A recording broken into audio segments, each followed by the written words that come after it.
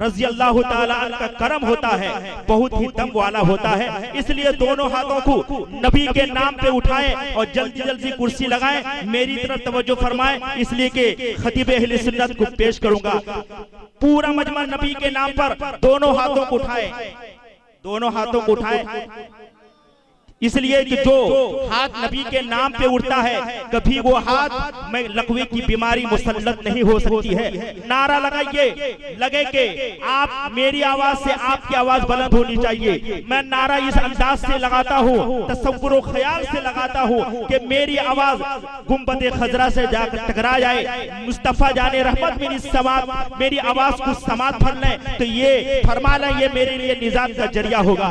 नारा लगाइए, नारे तकबीर, थोड़ी सी रिपीट बढ़ाइए, नारे रिसालत, मसलके आला हजरत, फैजाने सरकार मुजाहिदे मिल्लत, फैजाने मुजाहिदे मिल्लत, फैजाने मुजाहिदे मिल्लत, वो मुफ्ती आजम उड़ीसा कॉन्फ्रेंस जलसे चहल्लुम, नारे तकबीर, नारे रिसालत। अस्सलामु अलैकुम व रहमतुल्लाह।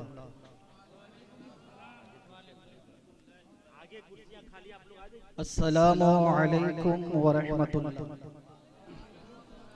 वालेकुम अस्सलाम व नुसल्ली व नुसल्लिमु अला हबीबिहिल करीम। अम्मा बअदु फअऊदु बिल्लाहि मिनश शैतानिर रजीम। बिस्मिल्लाहिर रहमानिर रहीम। खलक़ल मौत वल हयात लियब्लुवकुम अय्युकुम अहसनु अमला। सदक़ल्लाहुल अज़ीम व बल्लगना रसूलुहुन नबियुल अमीनुल मकीनुल करीम व नहनु अला ज़ालिका लमिनश शाहिदीन वश शाकिरीन वल्हम्दुलिल्लाहि रब्बिल आलमीन।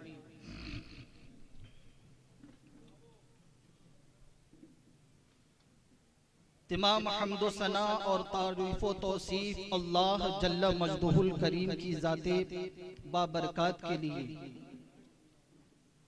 जो खालिके कायनात भी है और मालिके शश जिहात भी।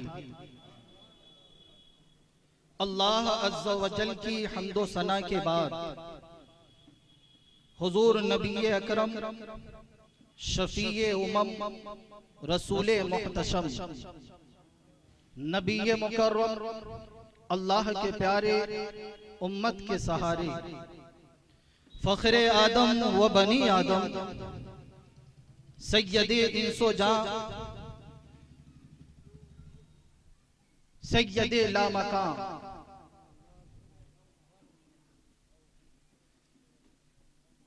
माहे खूबा शहंशाहे हसीना नैयरे बतहा मासूमे आमिना हजरते मोहम्मद मुस्तफ़ा सल्लल्लाहु अलैहि वसल्लम की बारगाह में दिल पर हाथ रखकर ईमान की गहराइयों में गोता लगाकर दुरूदे पाक की डाली अकीदतों की थाली में सजाकर पेश करें। अल्लाहुम्मा सल्ली अला सय्यिदना व मौलाना मुहम्मदिन मअदनिल जुदी वल करम मंबइल इल्मी वल हिल्मी वल हिकम व आलिहि व बारिक व सल्लिम।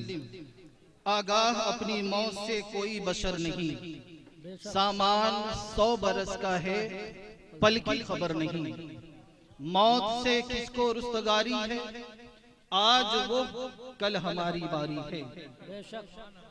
और बरेली की सरजमीन से शहजादे आला हजरत इरशाद फरमाते हैं कि मेरे आमाल का बदला तो जहन्नम को भेजता है। अल्लाह तबारक व तआला मरने वाले के पास कितने फरिश्तों को भेजता है? 5 फरिश्तों को। मेरे नबी इरशाद फरमाते हैं पहला फरिश्ता उस वक्त आता है जब उसकी रूह हलक में फंस जाती है। पहला फरिश्ता पुकार कर कहता है, ऐ इब्ने आदम, कहां गया तेरा ताकतवर बदन, आज ये इतना कमजोर क्यों है? ऐ इब्ने आदम, कहां गई तेरी फसीह जुबान, आज ये कितनी खामोश है? सरकार मदीना सल्लल्लाहु अलैहि वसल्लम के प्यारे दीवानों, मैं यहीं पर रुक कर ये अर्ज कर दूं, जो हम अपनी जवानियों पर अकड़ते हैं, अपनी ताकतों पर नाज करते हैं, कभी अपने बूढ़े बाप के चेहरे को देख, कभी ये बूढ़ा बाप भी हमारी ही तरह जवान था, कभी ये बूढ़ा बाप भी हमारी ही तरह ताकतवर था। इबरत हासिल कर अपने वालिदैन से, इबरत हासिल कर अपने वालिदे गिरामी से। अपनी ताकतों पर इतराने वालों, अपनी ताकतों का कमजोरों को जोर दिखाने वालों, अपनी ताकतों का नाजायज पड़ोसियों पर बोझ जमाने वालों, इबरत हासिल करो। जब रूह हलक में अटकी होगी और पहला फरिश्ता तुमसे पुकार कर पूछेगा, ऐ इब्ने आदम, तेरे बदन की ताकत कहां गई? आओ तेरे फसी जुबान की, तेरी फसी जुबान कहां गई? आज ये बदन इतना कमजोर क्यों है? आज तेरी जुबान खामोश क्यों है? हजरात, ये हर इंसान के साथ होना है या नहीं होना? सरकार मदीना सल्लल्लाहु अलैहि वसल्लम के प्यारे दीवानों, हम तो ऐसा जी रहे हैं कभी मरना ही नहीं, और ऐसा मर जाते हैं कभी जीना जिए ही नहीं। कभी कभी मेरे दिल में ख्याल आता है कि क्या बात थी सहाबाए किराम की, और क्या बात थी शुहदाए किराम की। सदियां गुजर गई, हर मुसलमानों के घर में 6 माह का अली असगर याद है। सदियां गुजर गई, हर मुसलमान के घर में औनो मोहम्मद याद है। लेकिन अपने घर के अंदर झांक कर देखें तो 5वीं पुश्त के परदादा का नाम भी नहीं मालूम। ऐसा हमने जिंदगी गुजारी कि कभी मरना ही नहीं है, और ऐसा मर गए कि कभी दुनिया में आएंगे। रसूल पाक इरशाद फरमाते हैं, दूसरा फरिश्ता उसके पास उस वक्त आता है जब रूह निकल जाती है, कफन पहना दिया जाता है, और वो फरिश्ता आकर कहता है, ए इब्ने आदम, कहां गया तेरा माल जो तूने तंग दस्ती के खौफ से जमा किया था? फिर जब उसको जनाजे के लिए लेकर चलते हैं तो तीसरा फरिश्ता आता है और पुकार कर कहता है, ऐ इब्ने आदम, आज तू एक लंबे सफर के लिए रवाना है जो इससे पहले आज तक तू न गया। ऐ इब्ने आदम, आज तू ऐसी मखलूक से मिलने वाला है जो आज से पहले कभी मुलाकात न किया। ऐ इब्ने आदम, आज तू ऐसे तंग मकान में दाखिल होने वाला है जो आज से पहले तू कभी न गया। याद रख, अगर अल्लाह तुझसे राजी है तो ये तेरी खुशबख्ती है, और अगर अल्लाह नाराज है तो ये तेरी बदबख्ती है। सुभान अल्लाह। अल्लाह के नबी इरशाद फरमाते हैं, चौथा फरिश्ता उस वक्त आता है जब उसको लहद में उतार दिया जाता है, और फरिश्ता पुकार कर कहता है, इब्ने आदम, आज तू जमीन के अंदर लेटा हुआ है, कल तक तो उसकी पीठ पर हंस रहा था और आज उसके अंदर रो रहा है। कल तक तो जमीन की पीठ पर गुनाह कर रहा था, आज उसके अंदर शर्मिंदा है। याद रख, अगर अल्लाह तेरा राजी तो ये कब्र जन्नत की बागों से एक बाग होगी, वरना फिर याद रख जहन्नम के गढ़ों से एक गढ़। पांचवा फरिश्ता उस वक्त आता है जब मिट्टी देकर लोग अपने अपने घरों की तरफ रवाना हो जाते हैं। पांचवा फरिश्ता अर्ज करता है, ए इब्ने आदम, वो लोग तुझे दफन करके चले गए, माल कमाया, गैरों के लिए छोड़ दिया, और याद रख तेरा खुद का बेटा भी तेरी कब्र में आने के लिए तैयार न रहा। सरकार मदीना सल्लल्लाहु अलैहि वसल्लम के प्यारे दीवानों, इस वाक़ये को बयान करने का मकसद ये है कि ये 500 फरिश्ते हर इंसान के पास आने वाले, और ये मरहूम, ये मुर्दा लाशें हमें तबलीग करती हैं कि ऐ लोगों, मेरी कब्र तक, मेरी मंजिल तक पहुंचाने वालों, यही रास्ता तुम्हारा भी है। यहाँ आने से पहले रब को राजी कर लो, तो फिर तुम्हारी कब्र जन्नत की बागों में से एक बाग। हजरत, अर्ज करने का मकसद ये है कि आज अपने समाज में थोड़ा नजर डाल करके देखें, मुसलमानों का इखलाक इतना गिर गया है कि कभी हम ही थे, हमारी ही तारीख है, हम ही मुसलमान थे। इमाम मोहम्मद अलैहि रहमा की लाश रखी हुई है, यहूदी लाशों को देख करके कलमा पढ़ के मुसलमान हो जाते हैं। लेकिन आज हमारा किरदार, आज हमारा अखलाक, आज हमें गैर लोग शक की निगाहों से देखते हैं। आज हमें उग्रवादी और न जाने कैसे कैसे नामों से याद किया जाता है, वरना हम ही थे। अगर गैर मजहब के लोग गुजरते थे, अगर रास्तों से पत्थर न मिलते थे, तो वो समझ जाते थे ये मुसलमानों का इलाका है, ये हमारी तारीख है। और अगर यहूदी उस रास्ते से गुजरते, रास्ते में अगर कोई ईंट या पत्थर मिलता, तो वो समझ जाते ये मुसलमानों की बस्ती हरगिज़। ये हमारी तारीख है, ये हमारी तारीख है मुसलमानों। लेकिन आज हमारा हाल, हमारा इखलाक, हमारा किरदार इतना मजरूह है कि खुद के हाथों से हमारा भाई भी महफूज नहीं है, खुद के जुल्म से हमारा पड़ोसी भी महफूज नहीं है। आओ मैं तुझे अपने नबी की जिंदगी सुनाऊं प्यारे, आका का किरदार देखो मेरे आका सल्लल्लाहु अलैहि वसल्लम के दीवानों। इब्तिदाई इस्लाम का जमाना है, बड़ी तेजी के साथ 5 मिनट के अंदर, गालिबन वक्त हो गया होगा या कुछ मिनट बाकी होंगे, एक वाकया समाप्त फरमा ले, फिर मैं अपनी जगह ले लूंगा। इब्तिदाई इस्लाम का जमाना है, अभी चंद ही लोग इस्लाम में दाखिल हुए हैं। बड़े गौर से मेरी बातों को सुन लें, एक एक लफ्ज जाये ना होने दें। अभी चंद ही लोग इस्लाम में दाखिल हुए हैं। इब्तिदाई इस्लाम का जमाना है, मेरे नबी का जमाना है। एक यहूदी का बेटा है, एक यहूदी का बेटा है, उसके बाप का इंतकाल हो गया। उम्र अभी चंद ही साल का बच्चा है, मुश्किल से 7 या 8 साल का बच्चा है। जब होश संभाला है, उसकी माँ ने बड़ी मेहनत से उसकी परवरिश करके उसको बड़ा किया है। यहाँ पर मैं रुक करके बोलूं कि अल्लाह की बेशुमार नेमतों में से बहुत अनमोल नेमतों का नाम वालिदैन है।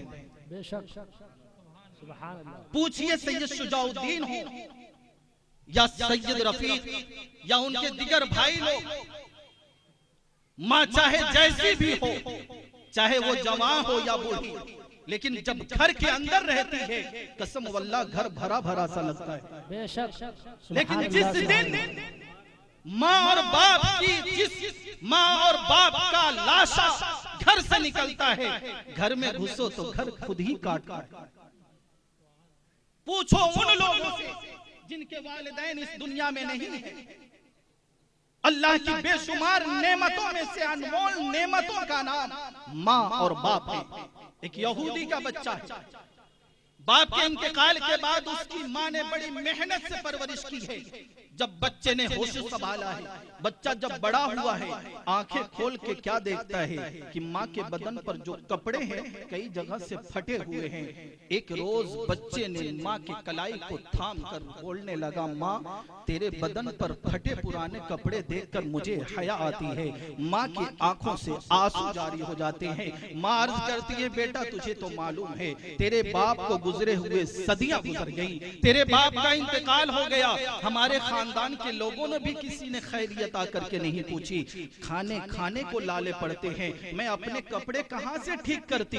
बच्चा कहता है, माँ अगर तू इजाजत दे तो मैं अपने चचा से एक चादर न मांग लाऊं।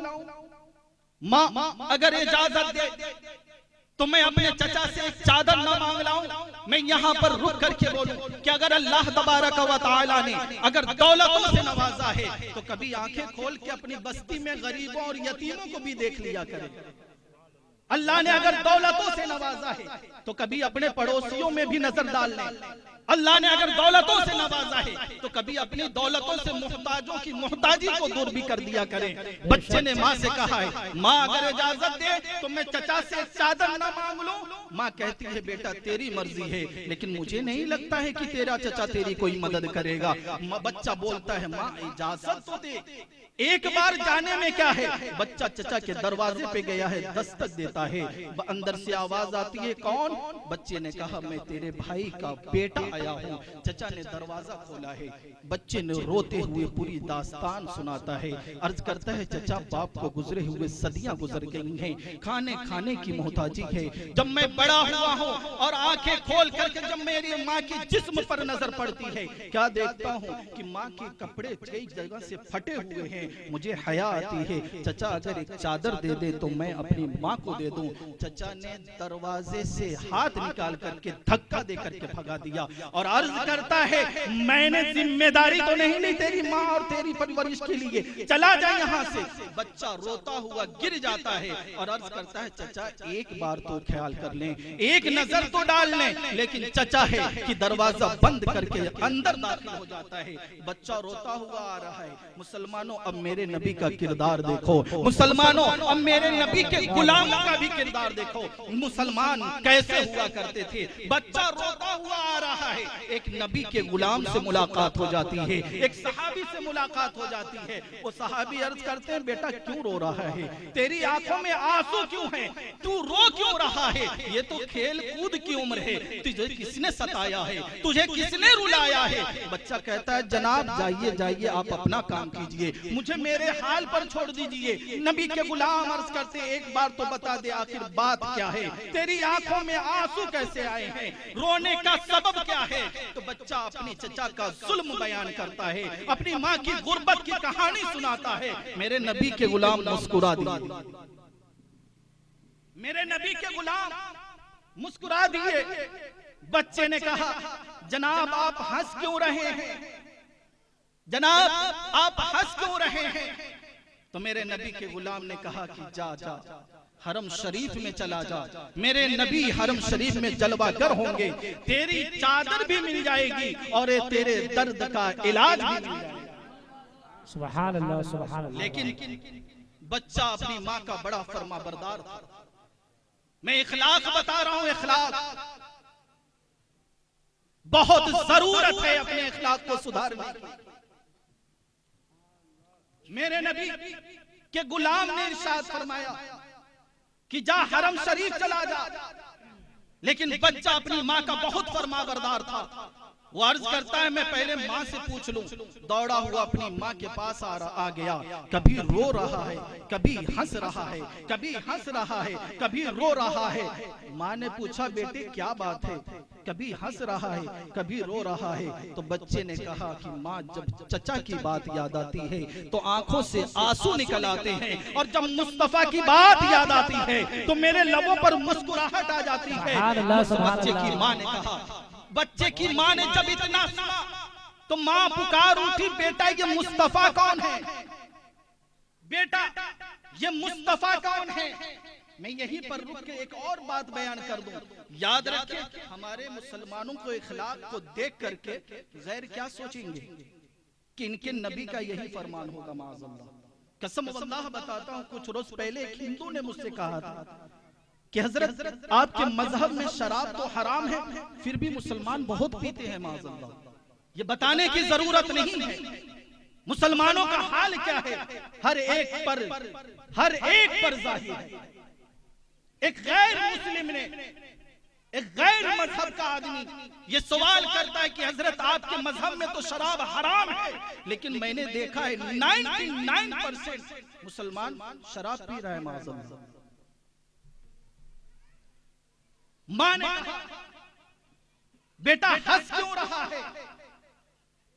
तो बच्चे ने जवाब दिया कि जब मैं चचा की बात सुनता हूं, चचा की बात जब याद आती है तो आंखों में आंसू जारी हो जाते हैं, और जब मुस्तफा की बात सुनता हूँ, मुस्तफा की बात याद करता हूँ, तो लबों पर मुस्कुराहट आ जाती है। माँ कहती है बेटा ये मुस्तफा कौन है? तो बच्चा कहता है ऐ मेरी माँ, मुस्तफा मुसलमानों के रसूल हैं, अल्लाह के रसूल हैं, मुसलमानों के नबी हैं। इतना सुनना था। माँ कहती है बेटा ना ना ना, मुस्तफा के पास मत जाना, क्योंकि मैंने सुना है कि वो काम बाद में करते हैं, कलमा पहले पढ़वाते हैं, वो काम बाद में करते हैं, पहले अपना कलमा पढ़वाते हैं। बच्चा कहता है माँ एक बार तो इजाजत दे दे, माँ एक बार इजाजत दे दे, अगर वो कलमा पढ़वाएंगे तो मैं चादर छोड़ाऊंगा, लेकिन कलमा ना पढ़ूंगा। अल्लाह कबीरा। माँ कहती है बेटा तेरी मर्जी, बेटा तेरी मर्जी।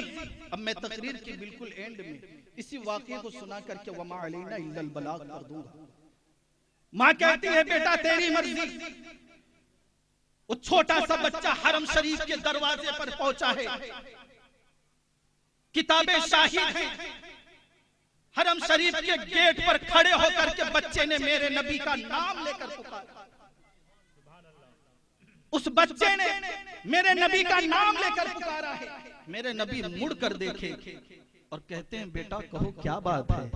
अल्लाह बेटा कहो क्या बात है?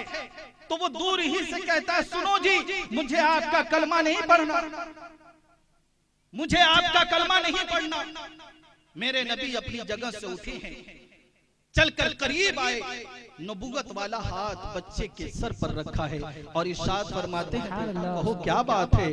फिर कहता है सुनो सुनो जी, मुझे आपका कलमा नहीं पढ़ना, मुझे एक जरूरत ने आपके पास लाई है। मेरे नबी इरशाद फरमाते हैं बेटा वो तेरी मर्जी है, कलमा पढ़ या न पढ़, बता तो सही तू आया क्यों है, जरूरत क्या है? बच्चा कहता है सुने, बच्चा पूरी दास्तान और अपने दिल का हाल सुनाता है और अपनी माँ की गुर्बत की कहानी सुनाता है। मेरे नबी बच्चा जारो जार रो रहा है, बच्चे का रोना देखकर नबूवत की आंखें भीग जाती हैं। मेरे नबी भी जारो कतार रोने लगते हैं। चाचा का जुल्म कभी बच्चा सुना रहा है, माँ की गुर्बत कभी बच्चा सुना रहा है। मेरे नबी की आंखें भीग गई और इरशाद फरमाते हैं बेटे तुझे चादर ही चाहिए ना, ये ले चादर। रसूल पाक ने कमली वाली चादर दी है, बच्चे ने अपने सीने से लगाया है। कमली का लगना था, चादर का लगना था कि इसके रसूल बच्चे के दिल में उतरता चला गया। बच्चा चादर लेकर माँ के पास गया। माँ ने पहले ही पूछा बच्चा ये तो बता, बेटा ये तो बता,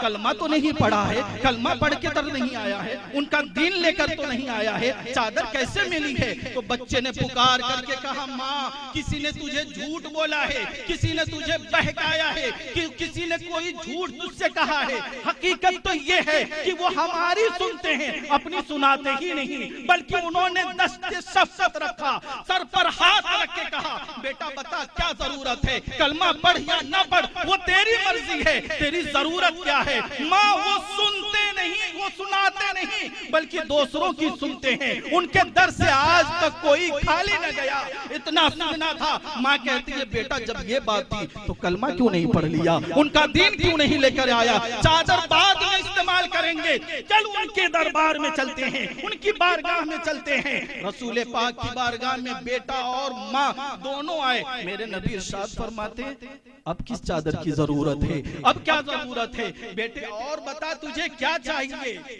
तभी तो किसी आशिक रसूल ने कहा है खुद भीख दे और कहे मंगतों का भला आता है फकीरों पे, उन्हें प्यार कुछ ऐसा, खुद भीख दे और कहे मंगते का भला हो। तो वो खातून अर्ज करती है अब किसी चादर की जरूरत नहीं, आपके दामने करम की जरूरत है। हाथ बढ़ाइए, कलमा पढ़ाइए और दाखिले इस्लाम कीजिए। जब भी तो बरेली की धरती से आवाज आई थी कौन देता है, देने को मुंह चाहिए, देने वाला सच्चा हमारा नबी। अस्तगफिरुल्लाह। बहुत अच्छी रात